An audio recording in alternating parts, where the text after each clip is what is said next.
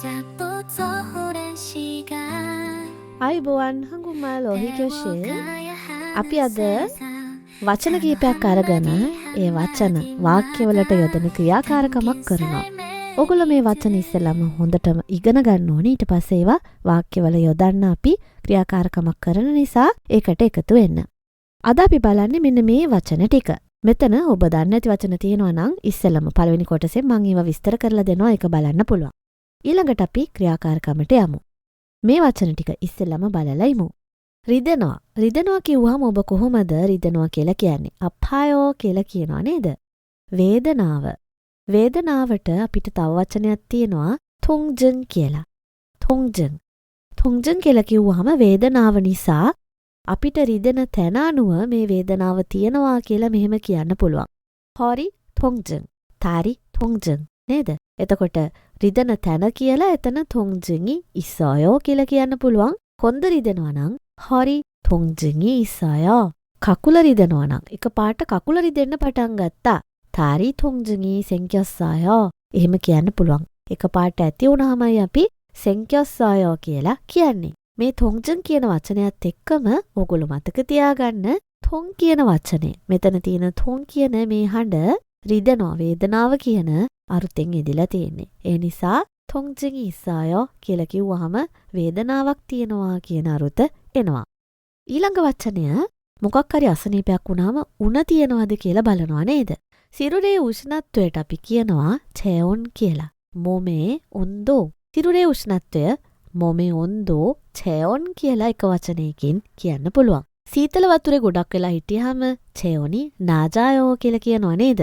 ගොඩක් වෙලා හිටියාම ඇඟ සීතල වෙන නිසා ඒ තරම් හොඳ නැහැ අපේ ඇඟට. ඒකම 체온이 높아요. සිරුරේ උෂ්ණත්වය ඉහළයි නම් ඒකත් හොඳ නෑ නේද? 높아요 කියන්නේ ඉහළයි කියන එකනේ. 몸의 온도 낮아요, 높아요 කියලා කියනවා. 체온이 낮아요, 체온이 높아요. සිරුරේ උෂ්ණත්වය බලන උපකරණයක් තියෙනවා. ඒකට 체온계 කියලා කියනවා. 체온계. ඊළඟ වචනේට අපි යනවා. අපි මොනා හරි කෙනෙක් කිව්වහම එක්ක ඔළුව වන්නනවා නැත්නම් ඒකට හරියන ප්‍රතිචාර දක්වනවා නේද? කතාවට පමණක් නෙවෙයි අපි තව කෙනෙක් කරන දේවල් වලටත් හැඟීම් වලින් ප්‍රතිචාර දක්වන වෙලාවල් තියෙනවා. ක්‍රියාවෙන් ප්‍රතිචාර දක්වන වෙලාවල් තියෙනවා. ওই විදිහට අපේ අදහස තව කෙනෙක්ගේ නැත්නම් වෙනත් අපිට ලබන යම්කිසි බලපෑමකට අපි ප්‍රතිචාර දක්වනවා කියලා කියනවා. ප්‍රතිචාරයට අපි පානං කියලා කියනවා. කෙනෙක් සභාවක් ඉදිරියේ කතා කරනවා.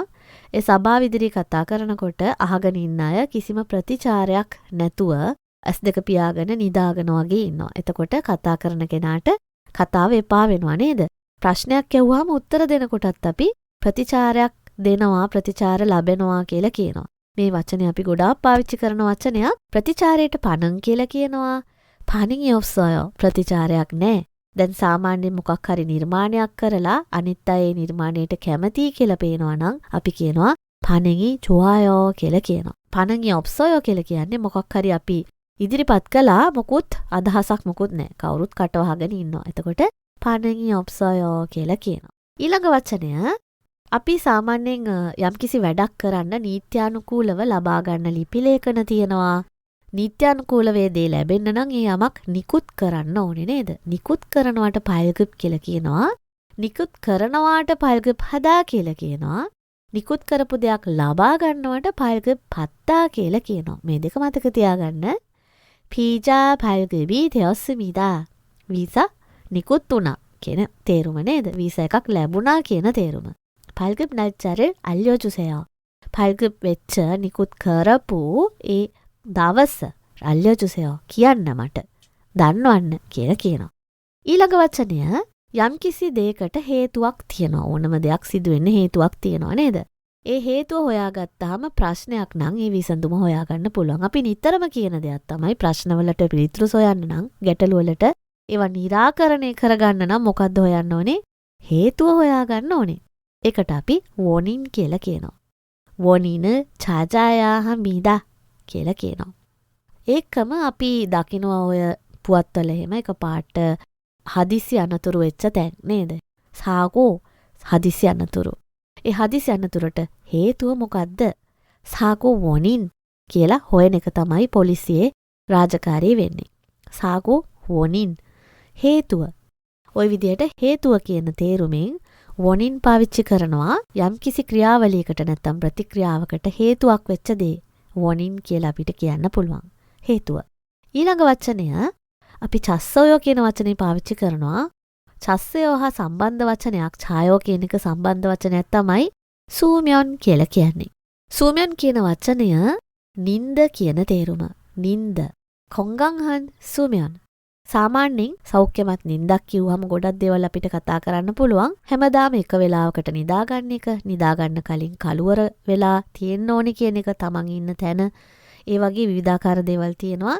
මේ නින්දෙන් තමයි අපේ සිරුර ප්‍රාණවත් කරන්නේ ඊළඟ දවසට නේද? ඒ නිසා ඒ ප්‍රාණවත් වීමේ ක්‍රියාවලියට අපි උදව් කරන්න ඕනේ. සූම්‍යොන් කියන්නේ නින්ද. කොංගංහන් සූම්‍යොන් සෞඛ්‍යමත් නින්ද. සූම්‍යොන්ල් පංහේ හේයෝ කියලා කියනවා. පංහේ හදා කියලා කියන්නේ බාධා කරනවට සූම්‍යොන් පංහේ වොනින් හොයාගන්න ඕනේ. ඊට පස්සේ තමයි කොංගංහන් සූම්‍යොන් සෞඛ්‍යමත් නින්දක් අපට ලැබෙන්නේ. අපි වැඩ කරනකොට හෝ අධ්‍යාපනය ලබනකොට යම්කිසි කාල සීමාවක් ඇතුළත කරන්න ඕන දේවල් තියෙනවා. මොකද හැමදාම එකම වැඩේ ඇද ඇදින්න බෑනේ. ඇද ඇදි ඉන්නකොට කවදාවත් වැඩේ වෙන්නේ නැහැ කියන තේරුම. එතකොට එකම තැන නේද? අපි කියනෝනේ පල් වෙනවා කියලා. කාල සීමාවක් වෙන් කරලා ඒ කාලය ඇතුළත ඒ වැඩේ කරන්න ඕනේ. මේ කාල සීමාවේ අවසාන දිනය. ඒකට අපි කියනවා මගම් මිල් කියලා. ක්‍රියාකාරකමක් අපි හිතමු විශ්වවිද්‍යාලයක මෙන්න මේ දවසට දෙන්න ඕනේ කියලා කියනවා. ප්‍රොජෙක්ට් එකක් ව්‍යාපෘතියක් අවසාන දවස තමයි මගම් මිල් තමයි මේක කියලා කියන්න පුළුවන්. නෙයිරි මගමිරියෝ හෙට අවසාන දවස. හෙට තමයි ඒ කාල සීමාවේ අවසාන දවස කියන තේරුම. මගමිරෙන් ඔන්ජේයෝ කවදද මගමිල් කවද්ද අවසාන දවස? මොකද්ද මේ සීමාව කියලා අහන වෙලාවට අපි අහනවා. ওই විදිහට මගමිල් කියන වචනය වැඩ කරන අය සහ අධ්‍යාපනය ලබන හැම කෙනාම පාවිච්චි කරන වචනයක්. මල්තු ඊළඟ වචනය අපි මල් කියලා කිව්වහම කතාබස් කරනවා භාෂාව ඔය වගේ තේරුම් ගොඩාක් තියෙනවනේ නේද? මල්තු කියලා කියන්නේ අපි කතා කරන ස්වභාවයට. එයා කතා කරන විදිය ටිකක් තරහ ගිහිල්ලා වගේ.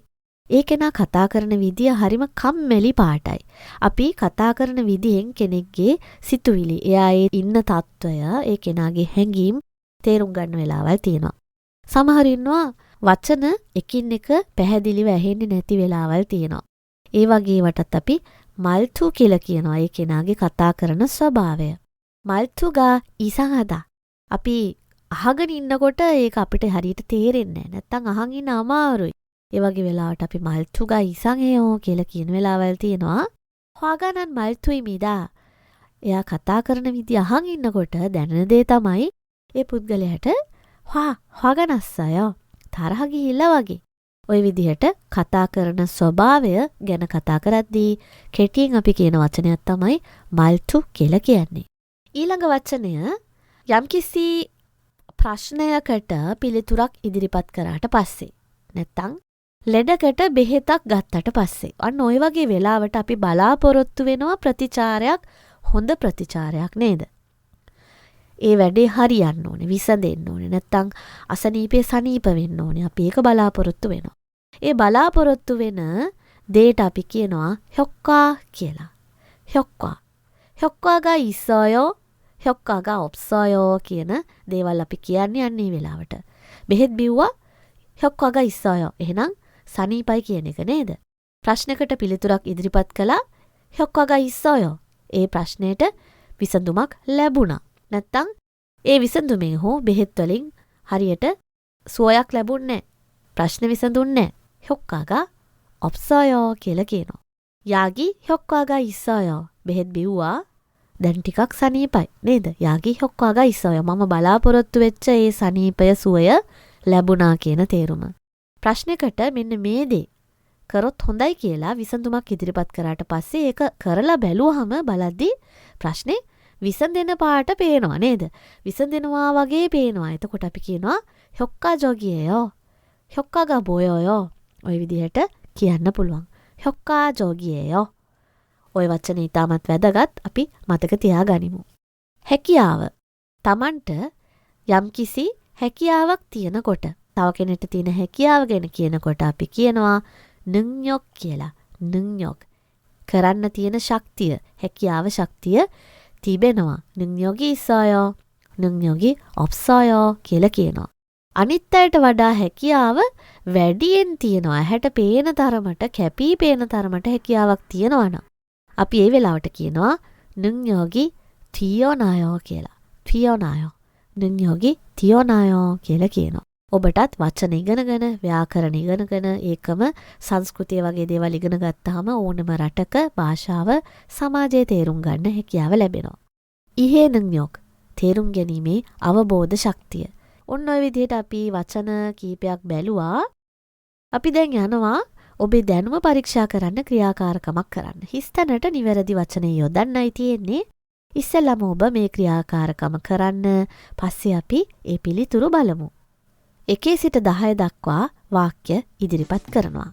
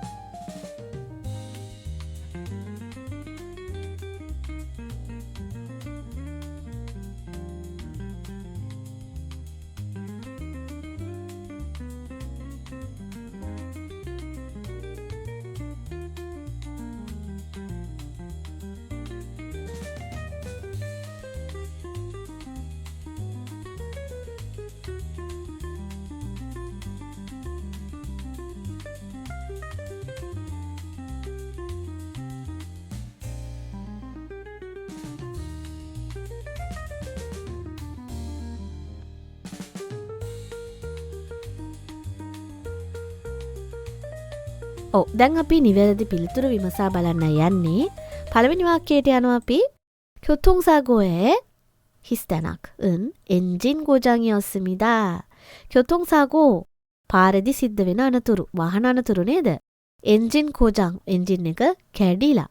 මොකද්ද මේ හිස්තැනට එන්නේ?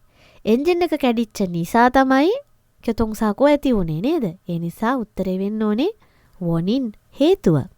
교통사고의 원인은 엔진 고장이었습니다. ඔබේ පිළිතුර හරිද බලන්න.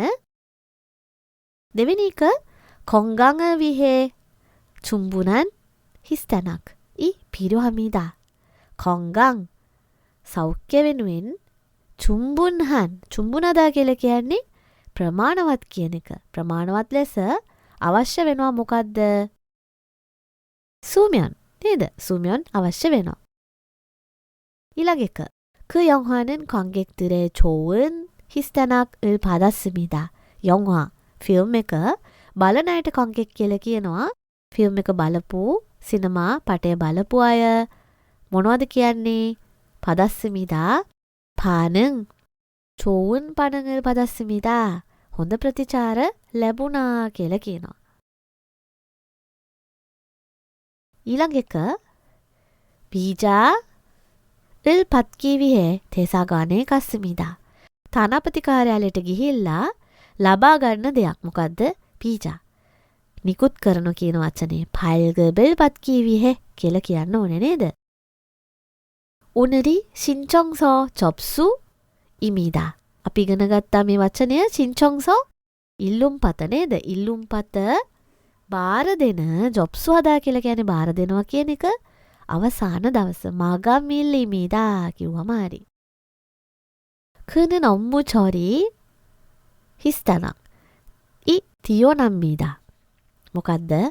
ඔම්මුචෝරි කියලා කියන්නේ තමන් කරන වැඩේ කාර්යාලයක තමන්ට පැවරිලා තියෙන වැඩේට තමයි ඔම්මු කියන්නේ. චෝරි කියන්නේ ඒ වැඩේ අවසානයේ දක්වා කරනවට මැදින් නවත්තලා තියෙන එක නෙමෙයි. චෝරි හේයෝ කියලා කියන්නේ විසඳනවා කියන තේරුම.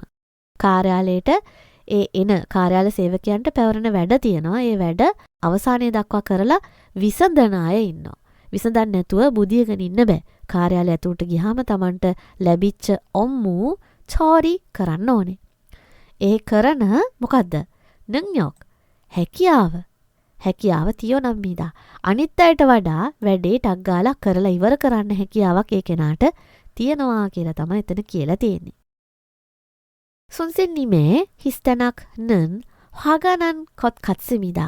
손සෙන්නිම් කිව්වම ගුරුවරයෙක් වෙන්න පුළුවන්. ඒකම ටිකක් වැඩිහිටි කෙනෙක්ට අපි 손සෙන්නිම් කියලා කතා කරන වෙලාවල් තියෙනවා. ඒ කෙනාගේ මොකද්ද? 화가난 것 같습니다.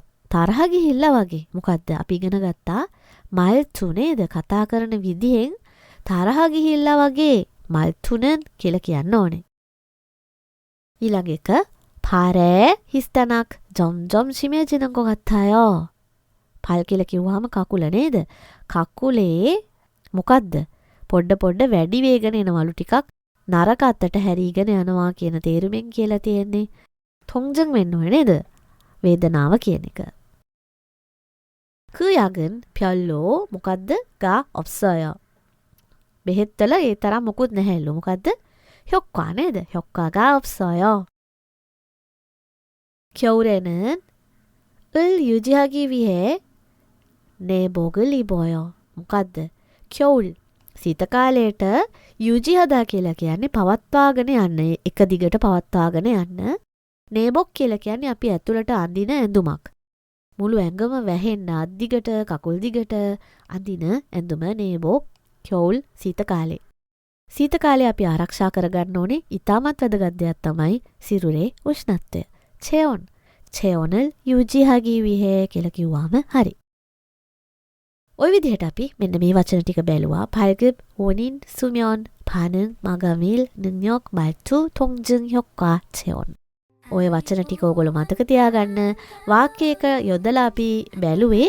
මේ වාක්‍යයත් එක්කම ඔබ මතක තියාගත්තොත් එදිනදා ඔබේ කතා බහේදී මේ වගේ මේ සමාන විදිහට වාක්‍ය හදන්න ඔබට හැකියාව ලැබේ. එහෙනම් තවත් වචනත් එක්ක ඔහි කියෝෂිල් පන්තියේදී හමු වෙමු. ඔබට සුබ දවසක්.